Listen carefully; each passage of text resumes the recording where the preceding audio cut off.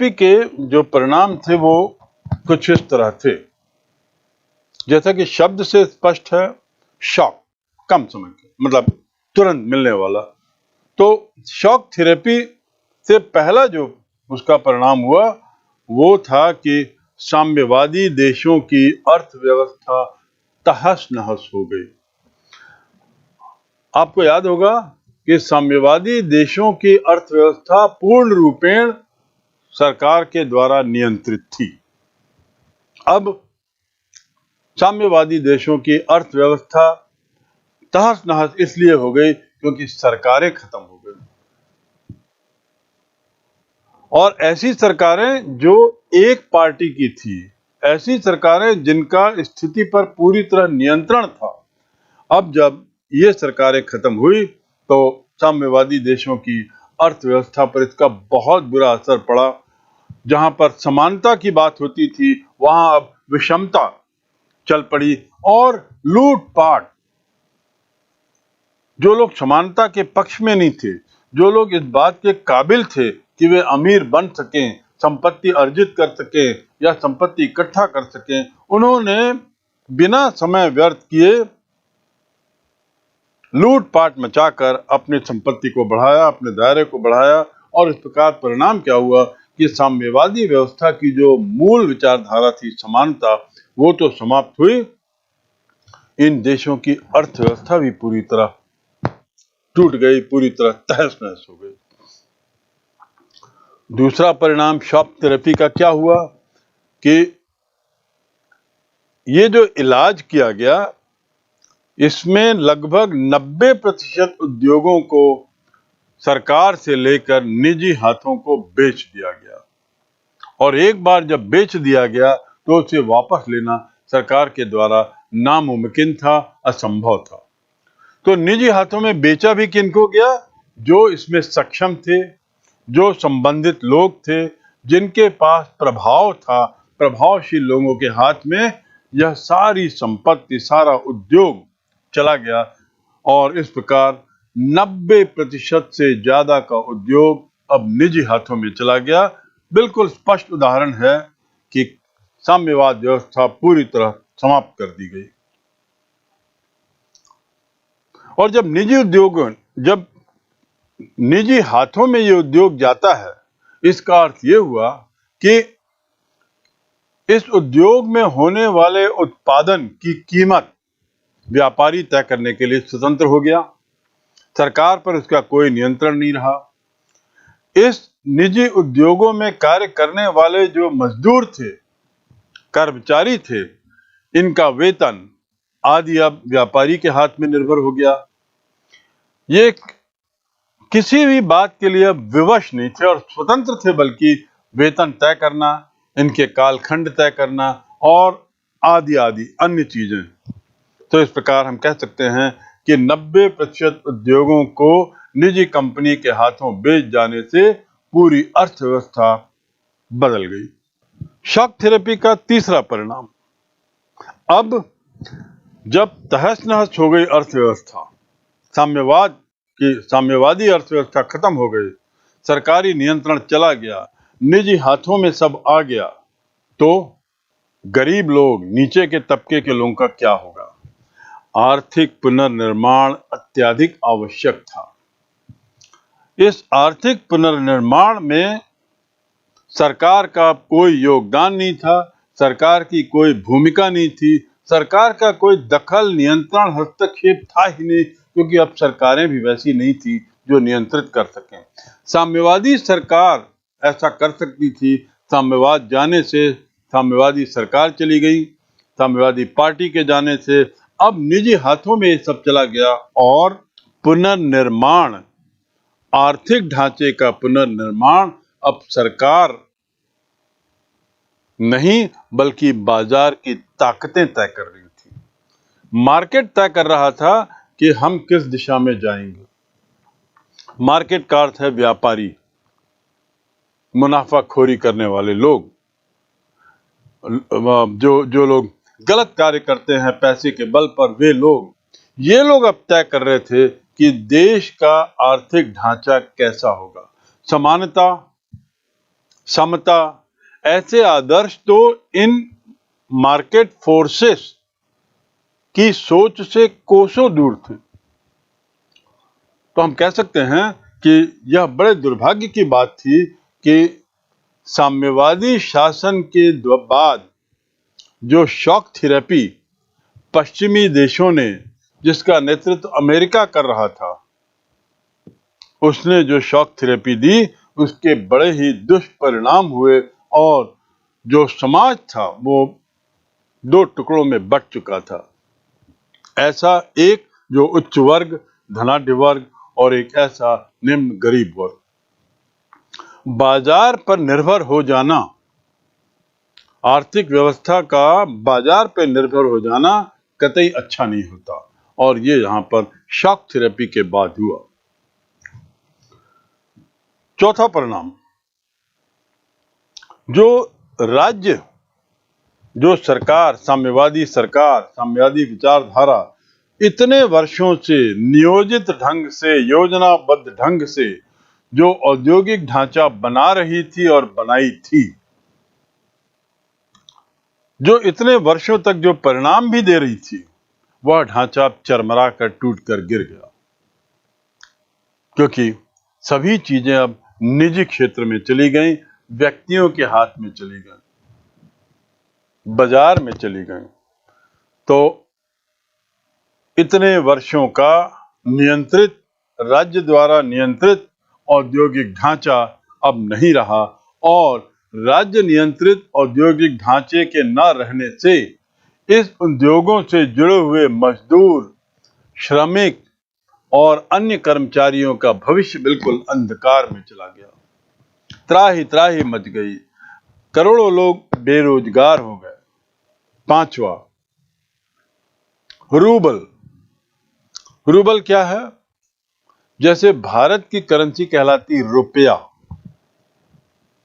जिसे रू लिखते हैं, इंग्लैंड की करेंसी कहलाती पाउंड, जिसे इस रूप में लिखते हैं, अमेरिका की करेंसी कहलाती डॉलर, जिसे ऐसा लिखते हैं, ऐसे ही रूस की करेंसी कहलाती रूबल।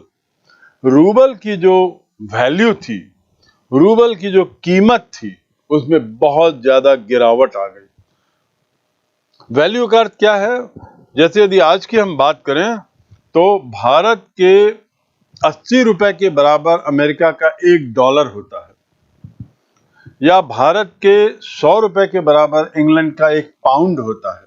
तो ये वैल्यू है, एक करेंसी दूसरी करेंसी के सामने कितनी है, ये हम बता रहे हैं। जहां तक रूबल की बात थी, रूबल के वैल्यू में बहुत गिरावट आ गई, बहुत ही सस्ता हो गया, और जब वैल्यू गिरती है तो चीजें बहुत बहुत बहुत महंगी हो जाती हैं। तो रूबल की वैल्यू में अत्यधिक नाटकीय गिरावट आई, जिसका कोई सिर पैर नहीं था, जिसका कोई कारण नहीं था। लेकिन ये सब बाजार के जो फोर्स थे, बाजार की जो ताकतें थी, जिसमें व्यापारी का अहम रोल था, उसकी अहम भूमिका थी, ये तय कर रही थी। परिणाम क्या हुआ कि महंगाई आकाश छूने लगी। छठवां परिणाम शॉक थेरेपी का ही। अधिकांश लोगों ने, जिन्हें पैसे की जरूरत थी, खासकर जब महंगाई इतनी बढ़ गई, बेरोजगार हो गए, तो पैसा तो चाहिए ही। तो जो भी पैसा उन्होंने बचा के रखा था, चाहे वो अधिकार पत्र के रूप में, चाहे वो फिक्स डिपॉजिट के रूप में, चाहे वो इंश्योरेंस के पेपर के रूप में, वो सबको उन्होंने बेच दिया। पैसा, क्योंकि उनको पैसा चाहिए था तुरंत, और बेचा तो सब काला बाजारियों ने उसे खरीद लिया। जो लोग ब्लैक मार्केट करते थे, उसे सस्ते में खरीदा, ताकि उचित समय पर, सही समय आने पर, सही कीमत मिलने पर फिर इसे बेचकर पैसा कमाया जा सके। पर सच्चाई तो ये थी कि इस समय जब लाखों व्यक्ति बेरोजगार हो गए, शॉक थेरेपी के परिणाम स्वरूप जब सारा धंधा निजी हाथों में चला गया और चंद हाथों में चला गया, तो मजदूर जब बेरोजगार ही नहीं बल्कि भुखमरी और बढ़ती महंगाई से मारे जाने लगे, तो वे विवश हो गए कि उन्होंने जो थोड़ा बहुत फिक्स डिपॉजिट आदि रखा था, उसे काला बाजारियों को बेच कुछ पैसा इकट्ठा करने की कोशिश की और काला बाजारियों ने इसे औने पौने दाम में ये सब खरीदा, जिसका बाद में उन्होंने बड़ा फायदा उठाया। और दूसरी ओर सामान्य व्यक्ति जिसने ये सब बेचा, अधिकार पत्र बेचा, इंश्योरेंस के पेपर बेच दिए, फिक्स डिपॉजिट बेच दिया, वह और गरीब हो चला। सातवां परिणाम कि सामूहिक खेती प्रणाली समाप्त हो गई। जैसा मैंने शुरू में बताया कि कम्यून क्या है। कम्यून यही है जिसमें पूरे सामूहिक रूप से गांव के लोग एक साथ मिलकर खेती करते हैं। गांव की जमीन किसी एक व्यक्ति की नहीं रहती थी। सोवियत प्रणाली में, साम्यवादी प्रणाली में जमीन जो है सब सरकार की, और जमीन में गांव से जुड़े गांव के लोग एक साथ खेती करते थे, चाहे रोपाई हो, चाहे कटाई हो, बुआई हो, बिकाई हो, सब में पूरे गांव के लोगों का एक साथ श्रम होता था, रोल होता था। अब यहां क्या हुआ कि जब निजी हाथों में जमीन चली गई, शॉक थेरेपी में जब 90% से ज्यादा उद्योग बेच दिया गया, तो सामूहिक खेती भी समाप्त हो गई। किसान लोग अब अपने अपने पैसे की जुगाड़ में, पैसे की खोज में यहाँ वहां भागने लगे, यहाँ वहां जाने लगे, तो सामूहिक खेती की बात ही दूर हो गई। ये सामूहिक खेती ही थी जिसने सोवियत संघ में खाद्यान्न की व्यवस्था को इतना अच्छा बना दिया था, मजबूत बना दिया था कि भोजन की कमी वहां जो पूर्व में सतत रूप से होती थी, जब तब अकाल पड़ता था, सूखा पड़ता था, वो खत्म हो चुका था। अब वह सामूहिक व्यवस्था को भी पश्चिमी सभ्यता की शॉक थेरेपी ने समाप्त कर दिया, तोड़ दिया। ऊपर जो बातें आपको बताई गई हैं, इन सब बातों का एक परिणाम शॉक थेरेपी के 8वें परिणाम के रूप में देखा जा सकता है, और वह है समाज के वर्ग विभाजन, समाज में असमानता। वह देश जहां पर ऐसी विचारधारा थी जिसमें समानवाद मुख्य बात होती थी, वह देश अब सबसे ज्यादा असमानता का शिकार हो गया, सामाजिक असमानता का। अब वहां पर चंद अमीरों के हाथ में वहां की संपत्ति, वहां का उद्योग और वहां का पैसा हो गया, और बाकी लोग जिनकी संख्या बहुत बड़ी थी वे गरीब हो गए।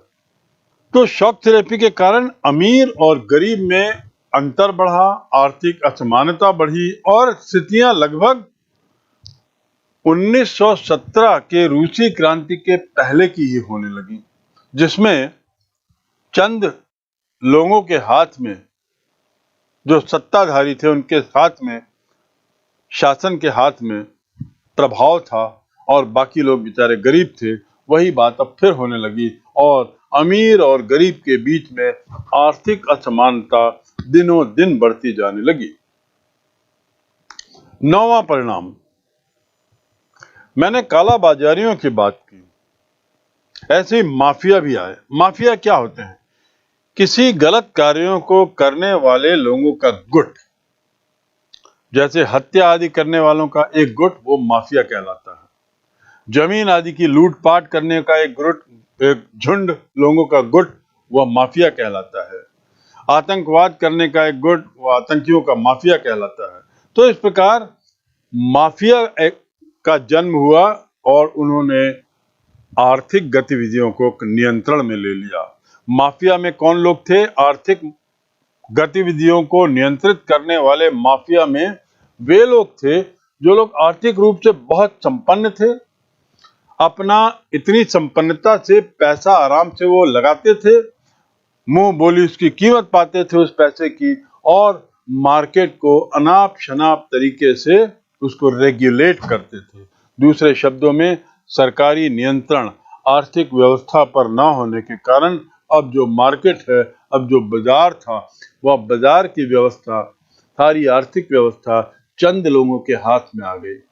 ये लोग तय करने लगे कि वस्तुओं के भाव कैसे होंगे, वस्तुओं की आवाजाही कैसे होगी, आवश्यक सामानों की कीमतें क्या रहेंगी, आदि आदि। इस प्रकार हम कह सकते हैं कि शॉक थेरेपी का 9वां लेकिन बहुत घातक परिणाम था कि माफिया वर्ग के लोगों ने आर्थिक गतिविधियों को अपने नियंत्रण में ले लिया था। 10वां और परिणामों की श्रृंखला में, शॉक थेरेपी के परिणामों की श्रृंखला में एक अंतिम है कि कई गणराज्यों में, राष्ट्रकुल के गणराज्यों की हमने चर्चा की है, कई गणराज्यों में राजनीतिक अस्थिरता आ गई, क्योंकि जिसके पास पैसा था वो पैसे का खेल खेलने लगा और जो लोग उनके खिलाफ होते थे, इन धनाढ्य वर्ग के खिलाफ, उनको सत्ताच्युत कर देना और नए लोगों को, अपने बाशिंदों को गद्दी पे बैठाना, यह खेल चलने लगा। साम्यवादी विचारधारा को समाप्त कर दिया गया, नई विचारधारा पनप नहीं पाई थी, मजबूत नहीं हो पाई थी, तो एक तरीके से कोई संगठित पार्टियों का जन्म नहीं हो पाया था, जबकि जो संगठित पार्टी एक थी, साम्यवादी पार्टी, वह समाप्त कर दी गई। तो इस प्रकार न घर के थे न घाट के।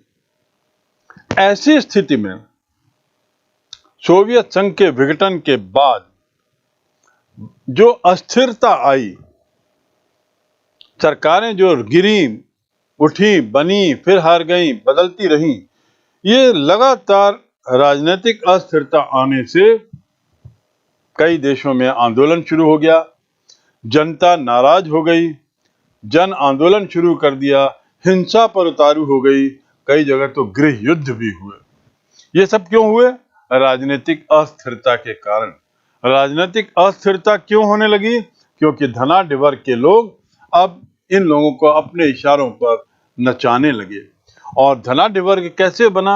शॉक थेरेपी के दुष्परिणाम के रूप में धनाढ्य वर्ग आया।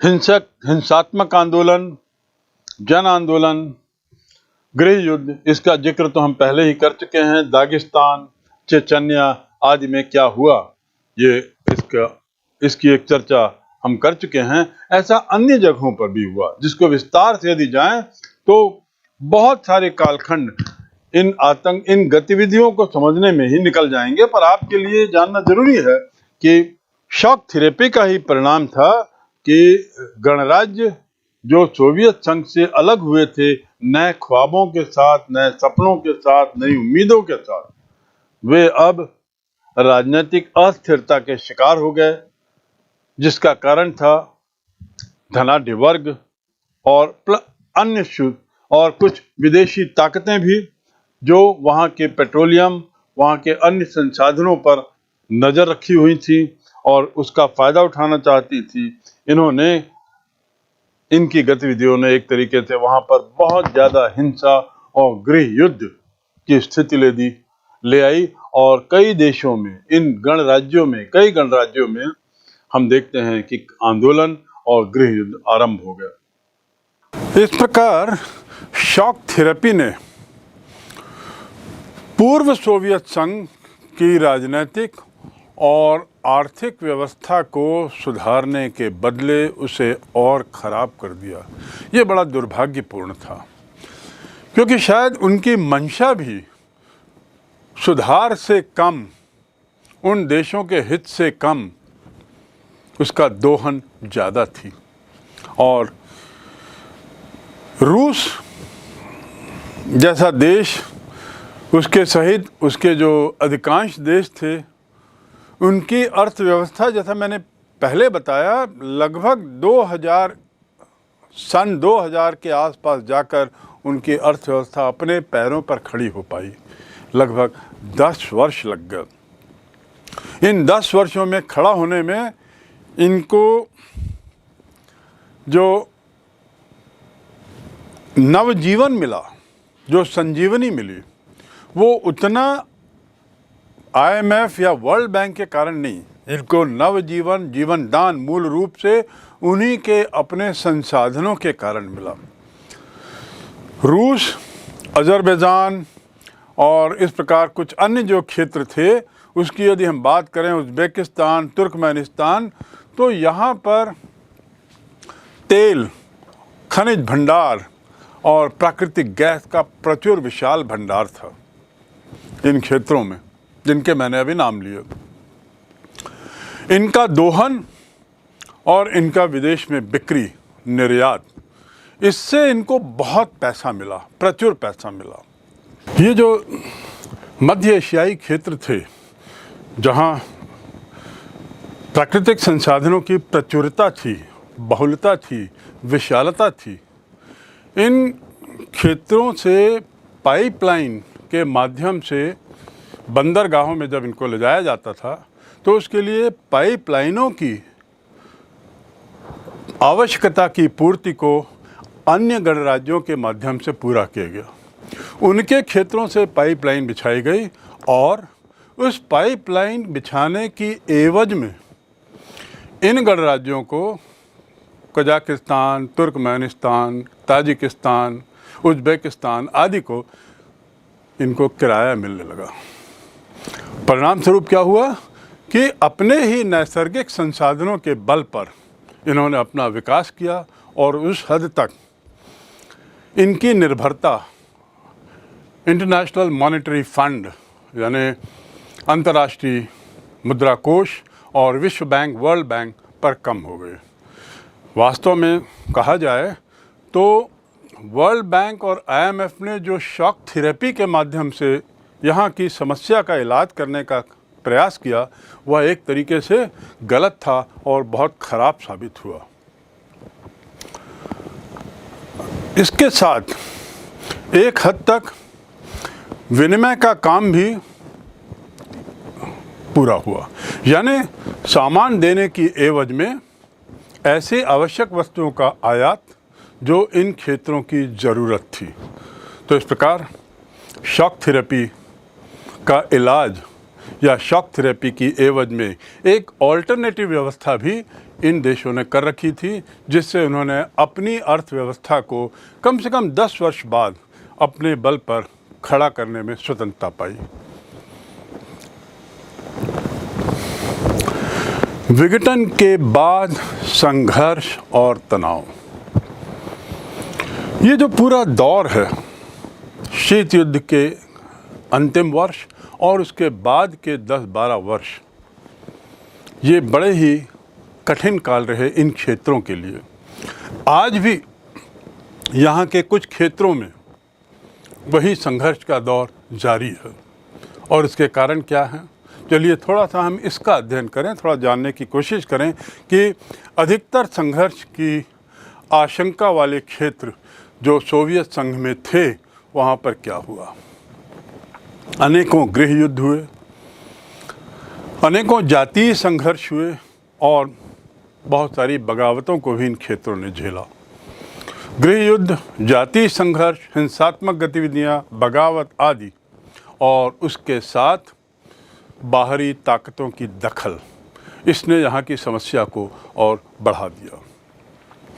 पहला क्षेत्र, पहला ध्यान हमारा चेचन्या पर जाता है, जहाँ पर हिंसात्मक गतिविधियाँ अत्यधिक हुई और हजारों की संख्या में लोग मारे गए। चेचन्या, दागिस्तान, ये दो ऐसे क्षेत्र थे जहाँ पर अलगाववादी आंदोलन बहुत तीव्र हुआ, बहुत हिंसात्मक हुआ और मॉस्को ने, यानी रूस ने, जिसका ये हिस्सा थे, उसने यहाँ के संघर्ष को कुचलने में, मिटाने में कोई कमी नहीं की और उसने भी हिंसा का जवाब हिंसा से देते हुए अत्यधिक बमबारी, सैन्य बमबारी और साथ ही मानवाधिकारों का उल्लंघन बहुत बड़े स्तर पर किया, जिस पर अंतर्राष्ट्रीय समुदायों ने अपनी चिंता भी बारंबार जाहिर की और ऐसा कहा कि आज़ादी की आवाज़ को दबाने के ऐसे गैर मानवाधिकार तरीके अनुचित हैं। सोवियत संघ के टूटने या विघटन के बाद के जो संघर्ष और तनाव थे, उसका दूसरा जो बिंदु है वो समझें कि मध्य एशिया में, जहां सोवियत संघ का आधा हिस्सा था, वहां तजाकिस्तान, ताजिकिस्तान एक ऐसा देश बन गया जहां पर 10 वर्षों तक गृह युद्ध चलता रहा।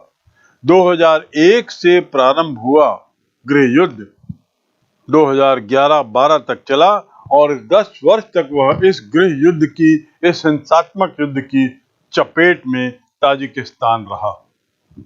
ये आखिर विघटन का ही तो कारण था और परिणाम था।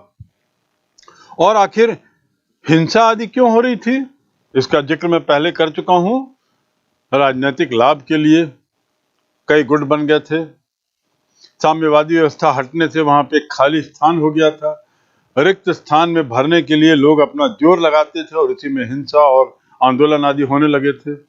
साम्यवाद के जाने से अन्य विचारधारा वाले लोग अब सत्ता पर आना चाहते थे और ये सत्ता की होड़ ने गृह युद्ध को जन्म दे दिया, जिसमें ताजिकिस्तान को 10 वर्ष तक इस तरह के युद्ध को झेलना पड़ा। हजारों लोगों की मौत हुई, करोड़ों का नुकसान हुआ। इस पूरे क्षेत्र में आज भी कई सांप्रदायिक संघर्ष चल रहे हैं। जॉर्जिया जो स्वयं टूट चुका है, सोवियत संघ का टूटकर हिस्सा एक अलग है, वहां अभी 2 प्रांतों के लिए झगड़ा चल रहा है। जॉर्जिया 2 भागों में टूटने के प्रयास में है और वहां के 2 प्रांत जो हैं वो स्वतंत्रता चाहते हैं अलग से, और इसके लिए गृह युद्ध चल रहा है जो आज भी जारी है।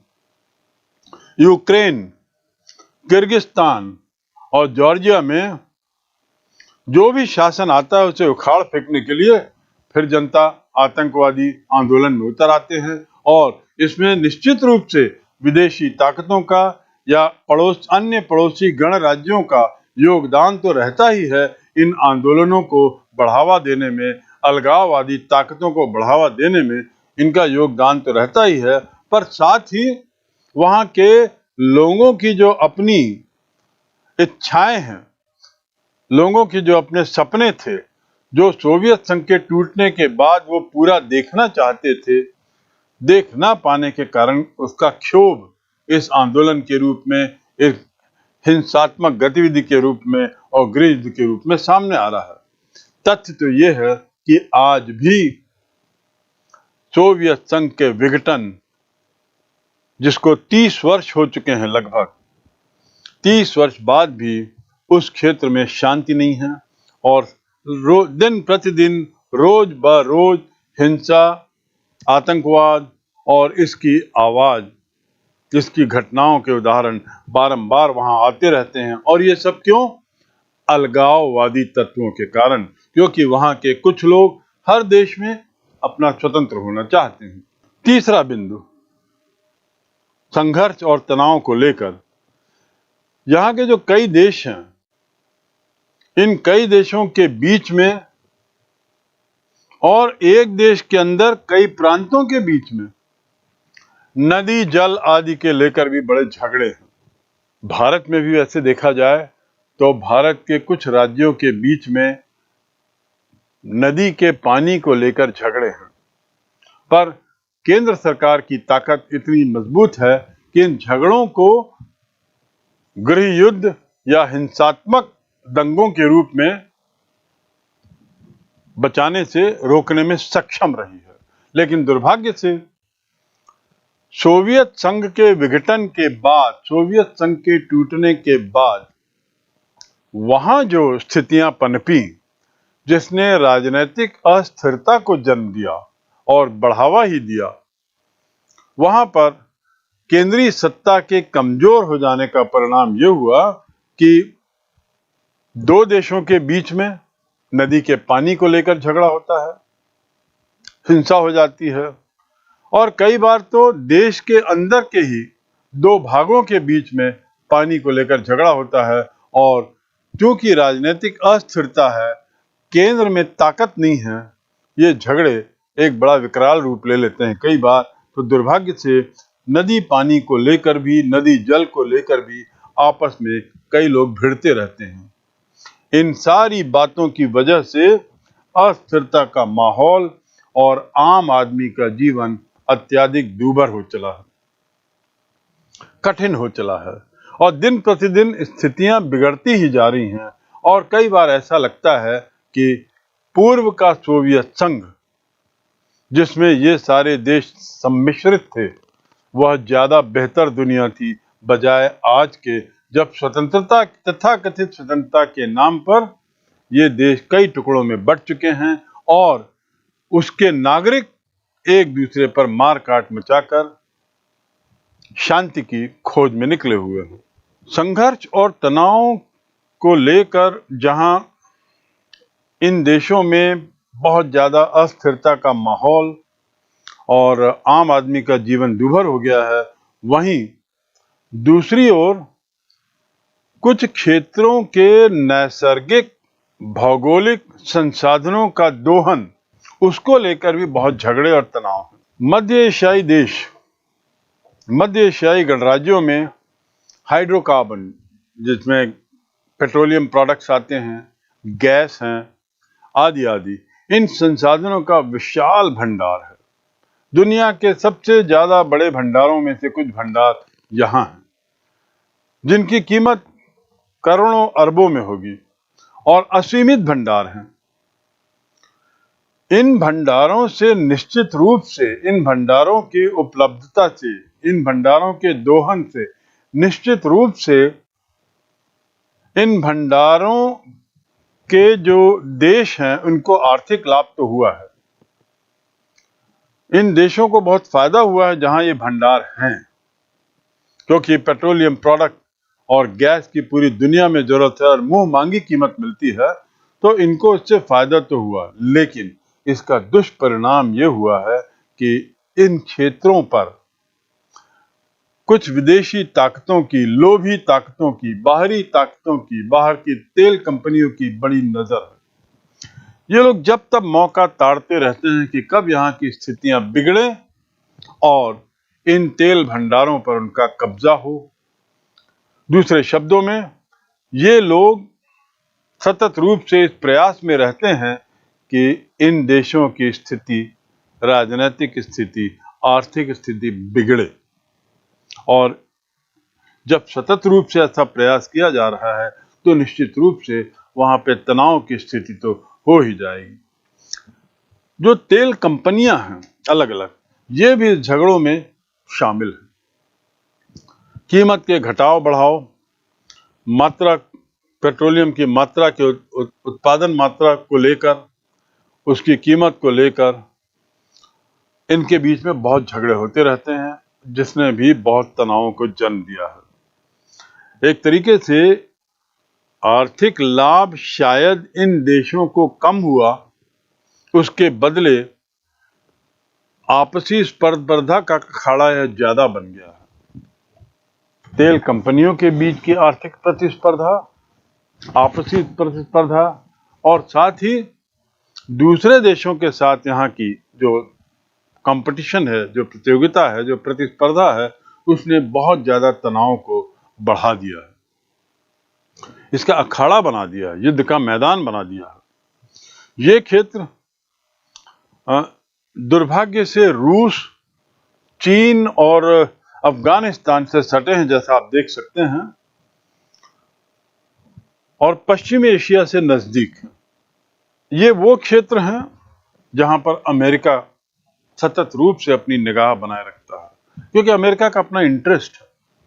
और अब जब सोवियत संघ के रूप में दूसरा ध्रुव या दूसरी दुनिया समाप्त हो गई है और अमेरिका का जहां एक छत्र साम्राज्य अब पूरी दुनिया में तूती बोल रहा है, अमेरिकी वर्चस्व पूरी दुनिया में छाया हुआ है, वहां अमेरिका हमेशा इस कोशिश में रहता है कि इन पेट्रोल भंडार के क्षेत्रों में किस तरह से वह कब्जा कर सके, किस तरह से वह अपना प्रभाव बढ़ा सके, किस तरह से वह अपना वर्चस्व बढ़ा सके, और उसके प्रयास में वह वहां सतत रूप से तनाव पैदा करता है, सतत रूप से हिंसात्मक गतिविधियों में लिप्त हो जाता है और राजनीतिक अस्थिरता को बढ़ावा देता है।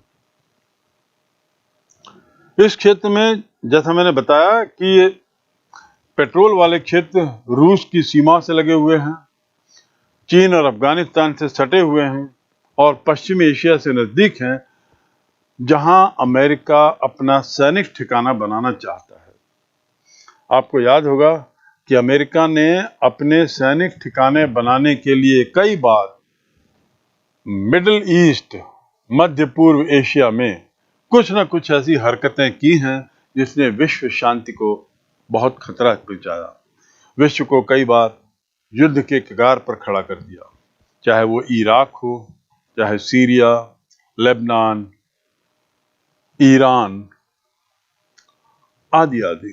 इन सभी क्षेत्रों में, यमन, इन सभी क्षेत्रों में अमेरिका ने समय समय पर दखल दी है, और ऐसी दखल जिसकी आवश्यकता नहीं थी, और उसके पीछे स्पष्ट उद्देश्य राजनीतिक दिखता है, और राजनीतिक उद्देश्य के पीछे तेल भंडारों पर उसकी नजर। अमेरिका ने कई बार किराए पे ठिकाने हासिल करने के लिए इन देशों को भारी भुगतान किया है, क्योंकि इन देशों को पैसों की सख्त जरूरत है। पैसों के लोभ में ये अमेरिका को उसके मालवाहक जहाजों, उसके सैनिकों, उसके सैन्य भंडारों के लिए किराए पर अपने क्षेत्र का कुछ हिस्सा दे देता है। विमानों को उतरने के लिए, विमानों को उड़ाने के लिए, पेट्रोल आदि भरवाने के लिए ये क्षेत्र दे देता है, और इस प्रकार ये सैनिक ठिकाने यहाँ उसके बनते चले जा रहे हैं। अफगानिस्तान और इराक में जब अमेरिका ने युद्ध किया, जो बहुत ही घातक युद्ध था, तो उस युद्ध के दौरान उसे ऐसे बेस की जरूरत थी जहां से उसके हवाई जहाज पेट्रोल ले सकें, उड़ सकें, उतर सकें, और इसके एवज में उसने इन देशों को काफी किराया दिया। इन देशों ने काफी पैसा कमाया, पर जहां एक और पैसा कमाया, निश्चित रूप से वो तो उनका आर्थिक फायदा था, पर दूसरी ओर इस क्षेत्र में इसने काफी तनाव और अशांति भी पैदा की। रूस इन राज्यों को अपना निकटवर्ती विदेश मानता है। रूस ने अपना देश नहीं समझता, अपना एक पुराना पड़ोसी नहीं समझता, अपने पुराने सोवियत संघ का एक हिस्सा नहीं मानता, उसे एक विदेश न एक विदेशी के रूप में देखता है। सोचिए संबंध कितने बदल गए हैं। 1990 से पूर्व ये दोनों, चाहे रूस हो, रूस के संबंध इन देशों से बड़े अच्छे थे, लेकिन 1990 के बाद रूस अब अपने ही सोवियत संघ के पुराने देशों को विदेशी मानने लगा। परिणाम, विदेशी मानना और अविश्वास की भावना होना। रूस का तो सोचना इसीलिए कई बार कि वो अपना प्रभाव बढ़ाए इन क्षेत्रों में, ताकि अमेरिका को इन क्षेत्रों में किसी तरह का आर्मी या युद्ध के लिए आधार, बेस ना मिल सके। तो रूस भी अब सतत रूप से अपना प्रभाव बढ़ाने के लिए जब तब कुछ न कुछ ऐसी हरकतें करते रहता है जिससे कि वहां अशांति हो जाती है, हिंसा भड़क उठती है, बहुत बार स्थितियां, राजनीतिक स्थिति गड़बड़ा जाती है।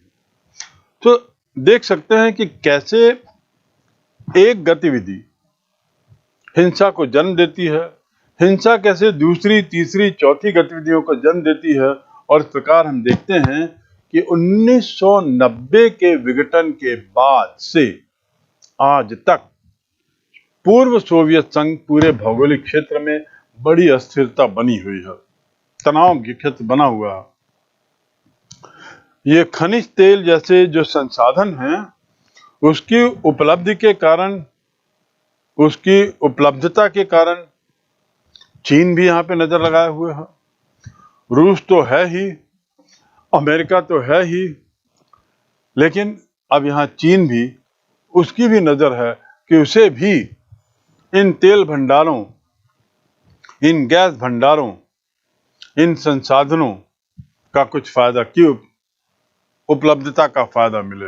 और परिणाम क्या है कि उसने भी सीमा पे अपनी फौजें बढ़ा दी हैं, सीमावर्ती क्षेत्रों में आकर अपना व्यापार बढ़ाने लगा है, और व्यापार शुरू करने के साथ साथ अब उसने इतना व्यापार बढ़ा लिया है उस क्षेत्रों में कि चीनी प्रभाव अब उस पूरे क्षेत्र में स्पष्ट रूप से परिलक्षित होता है। तो इस प्रकार हम देख सकते हैं कि उस क्षेत्र में चीन, रूस, अमेरिका, अन्य विदेशी ताकतें, इनका भारी जमावड़ा और भारी खेल चल रहा है जो सतत रूप से वहां की स्थिति को तनावग्रस्त बनाए हुए है। चेचन्या दागिस्तान के बाद दूसरा क्षेत्र जो पूर्वी यूरोप में, उधर यदि हम देखें तो वहाँ स्थितियाँ थोड़ी बदली हुई रहीं।